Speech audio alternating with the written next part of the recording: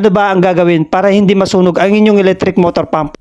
Nag-automatic stop ito kahit na wala itong nahihigop na tubig. Kahit iwan mo ito sa farm mo, kahit walang nagbabantay.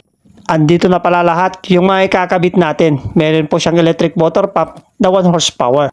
At ito na pala yung APC na ikakabit natin. Sabi nila, hindi raw pwede ikabit ang APC sa mga deep well electric motor pump. Nagkakamali po kayo. Pwede po yan. Mapa-shallow well man na motor o hindi. Pwede po yan. Ito mga idol, ikakabit na natin yung mga wires nito. Ito lang naman po yung mga wires niya. Simple lang po. Meron po siyang positive, negative, tsaka yung ground. Ayan, pinagkabit ko na po yung APC sa electric motor. At yan, lalagay na natin din sa adapter. Tapos yan, wiring sa natin.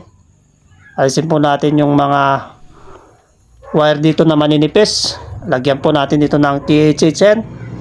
Pwede rin po. Number 12. At yan, takpan na natin. At ito mga idol, may kulang pa. May ilalagay pa po ako. Meron po tayong hose dito.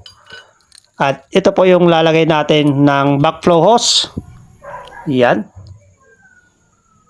Tapos yan, lagyan natin ng bushing reducer. So yan. Tagariin po natin dito. Tapos yan. Lagyan po natin ng T-joint. Para ito po yung gagamitin ng backflow hose. Ayan. Kinamay na talaga. Mano-mano talaga. Wala nang drilling machine. Ganito pa rin. Mano-mano pa rin. Ayan. Lagay na natin yung female adapter niya. So, ayan na. Makikita na natin kung gagana siya. Ayan. Okay, saktong-sakto. Ganyan lamang po yung paglagay ng backflow hose para sa tangke, papuntang tangke.